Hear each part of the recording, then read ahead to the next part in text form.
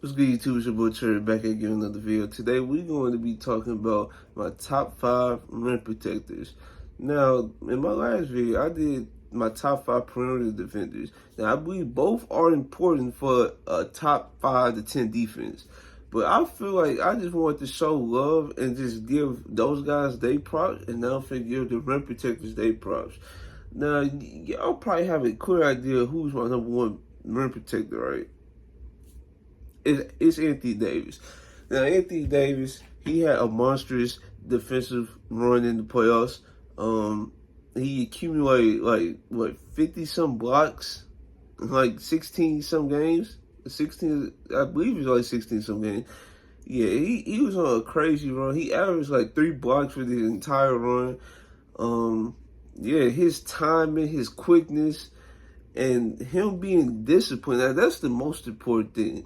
Him being disciplined, having like lower than like 2 fouls a game, 2 or 3 fouls a game, that is very impressive to me, especially when you know the team goal is to get you in foul trouble.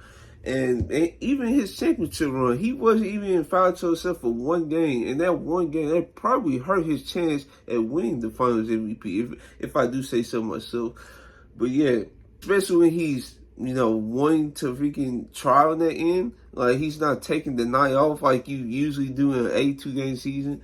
Nobody can, match his intensity, bro.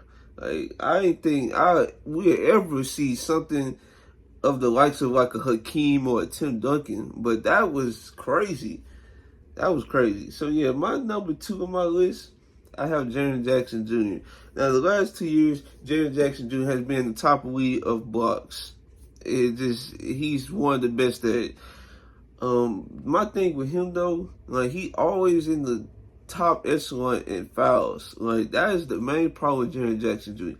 He did a good job in the playoffs. Maybe the refs was being generous and not calling some calls, but he did a good job of not even getting close to 5 fouls in the first round in that Lakers series.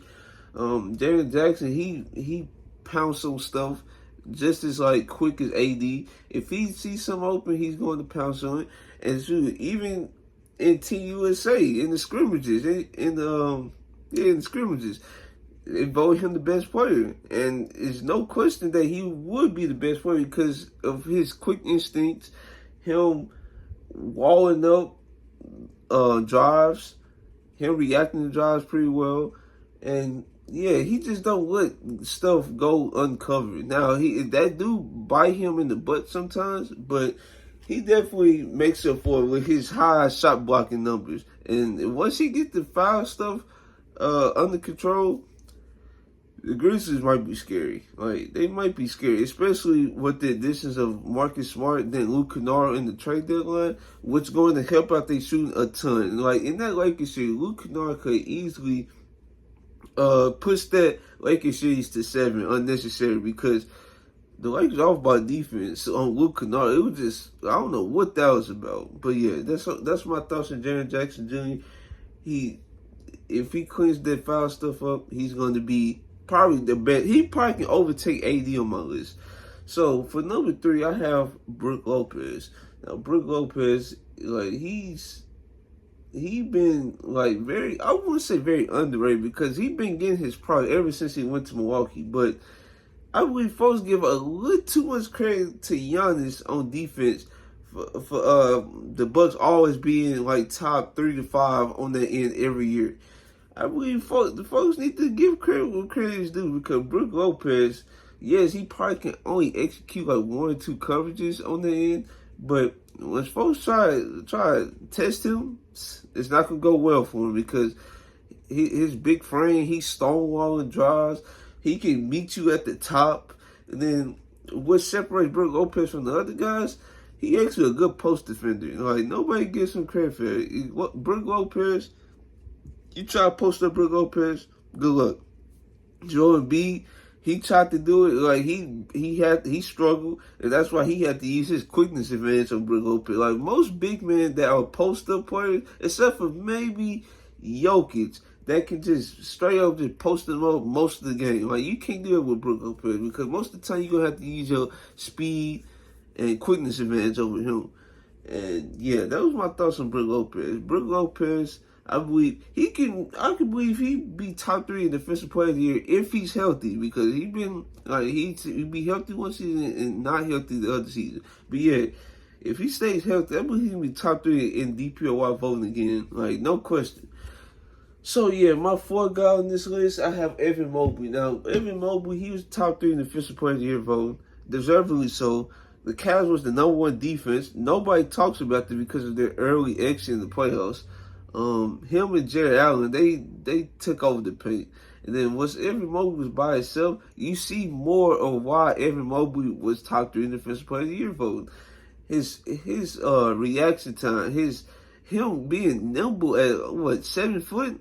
Him being that nimble, it just reminds me of KG. And I remember, I think it was the guard whisperer that said Evan Mobley reminds him of KG. Now, he did say, I think he said Giannis, but I actually see more KG, because KG, he have motor. He can switch on to guards. He can do multiple things on defense. And then with Evan Mobley, with his size and length and wingspan, he's blocking shots with the best though. He can block jump shots. He don't even have to be in great position to be close to the layup attempt, and he still block it. That's crazy. Like, no, we haven't seen nothing like this since KG. But KG didn't have the shot blocking as an Evan Mobley, or the wingspan for that matter. Because Evan Mobley, yeah, once he started to gain more muscle, we're going to see more of Evan Mobley on the end. Then his offensive game, hopefully that comes around. But he don't need offense, especially when you have Donovan Mitchell and Darius Garland on the team. So, for my 5th spot, now, I have a combination of a couple guys. I have Rudy Gobert, and I have Draymond Green. And I can add like a Walker Kessler to that too. So also, let me not forget of a guy like Nick Claxton. Draymond Green, I'm trying to see, like, how did folks think he was, like, washed on the end? Or, I saw, like, a Twitter post, right? It was like a Twitter post. They had, who would you take out? Bam, Draymond, I think AD I saw, and somebody else. I can't think of the name. I can't think of the other name. But, yeah, Draymond, if folks just eliminating Draymond, I'm like, if folks now watch Draymond Green this past season, Draymond Green was like on top 3 of almost every category. I saw Draymond Green top 3 at least in rim, defensive field goal percentage versus expected. I saw him like in the 90th percentile in points saved. He was still that guy on defense. The reason why folks think he wasn't that impactful this year because of the Warriors' defensive rating this season, which is 15. I can understand why. The Warriors were very up and down this season. It was just a bad season for them as a whole, and I'm surprised they got to the 2nd round. But Draymond defense, Draymond and Kevon Looney defense on Sabonis, that definitely mattered. Draymond's ability to switch out onto guards. He did a good job on De'Aaron Fox. Now, De'Aaron Fox was dealing with like a hand injury or so, but it was smart of Draymond Green to force him to that injury and, just get the steals like that. And then he's a good post defender. Well, a good post defender for his size, because during their championship run, he had to guard the likes of Jokic. He did a good job for what it's worth on Jokic. Jokic still didn't get his buckets, but his field goal percentage was pretty low compared to the standard. He guarded Sabonis this year. He took him out the series, him and Kevon Looney. And then this year, he guarded Anthony Davis. He did a good job on Anthony Davis. And Anthony Davis still getting his buckets, whether it was like every other game or not, which is a problem. But yeah, Draymond Green, I feel like it just folks are sleeping on it. Now, I wouldn't be surprised if the Warriors be top 3 to 5 in the league on defense again. Once you have a guy like Draymond Green, and then you have a healthy supporting cast and folks that actually meet expectations, and yeah, they can. if they are cohesive and they healthy, I believe they could be a top 5 to 10 defense. Like, I just realized they got Chris Paul, so I believe it's gonna be a little bit lower than what I expected. But yeah, I believe they could be a top 5 to 10 defense again. So, all right, sorry about that. So yeah, the other guy I knew is I said Rudy Gobert. Now Rudy Gobert, he's still him on defense himself. Now Rudy Gobert, I believe they defensive rating with him on the court was like in the 90s, I believe, and then without Rudy Gobert, they was like in the hundreds, like basically almost worse than league average, which is a problem. But yeah, that's just tell you the impact of Rudy Gobert. Now, folks give Rudy Gobert a lot of flack because he got the worst hands in basketball. He got no post moves. He just a non-offensive threat out there. But if we talking about strictly defense, Rudy Gobert is probably one of the best drop big men in the league because his ability to cover ground with his size. He probably not as athletic as he once was in his DPOY seasons, but he can still get the job done.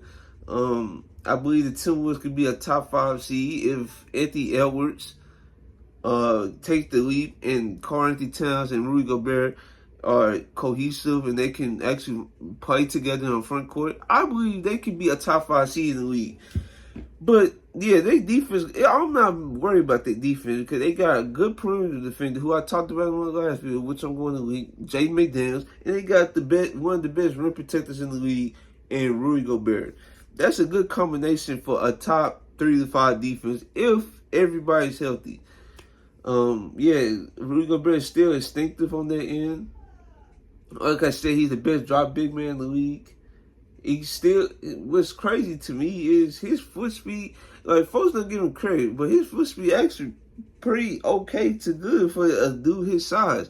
Now, I believe in ISO situations, he was able to hold his own. I think I saw in that game versus Brooklyn when the team was a fight for it playoff-wise, he did a good job on Spencer Dinwiddie for what it's worth. But Spencer Dinwiddie was still getting his because he was obviously quicker. Then he has a good jump shot, a good pull-up jump shooter. So yeah, nothing too much there. And my last guy on this list, Walker Kessler. Now, Walker Kessler surprised me. I'm not gonna front. I'm not gonna act like I knew who Walker Kessler was at Auburn because I didn't watch Auburn play.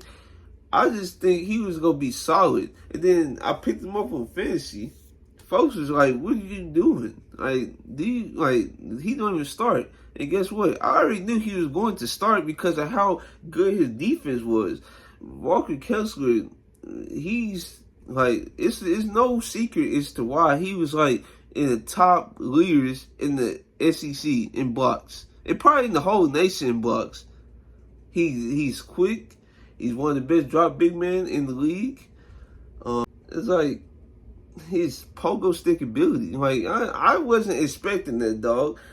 Like, you could probably get him in the air, but he has the ability to recover. Like I said, he can cover ground, got quick instincts. That's all the good makers of a shot blocker. You see how many times I've been saying that? That's all the good qualities of a good shot blocker. Yeah, I think he had a game this year where he had like 7 blocks. So, yeah, the Jazz ended up getting a younger version of Rudy Gobert. That is crazy because I truly believe Walker Kessler could win multiple DPOYs if the Jazz ever like make some noise or he plays on another team. I don't know how this is gonna work. But yeah, those are my guys. Then we go over them again. AD, Jaren Jackson, Brook Lopez, Evan Mobley. Then I have the combination of Walker Kessler, Draymond Green, and Rudy Gobert. All great rim protectors. So yeah, one more guy left off the list, Nick Claxton. Nick Claxton definitely deserved to be on my list. He was in top 3 DPOY voting for a little while until Kyrie and KD left. And after that, they really didn't have no shot creators. Yes, Mikal Bridges took the leap. But he wasn't the shot carrier as like a KD or Kyrie as they missed. So they had to turn up on defense. And they did a good job on defense. They're switching scheme, which is pretty good at spurts, but you can't do it every game, in my opinion. But it was pretty good for the Nets. And Nick Claxton, he showed out. Like, even in these clips, he's got Luka Doncic, Tyrese Halliburton, Zach LaVine.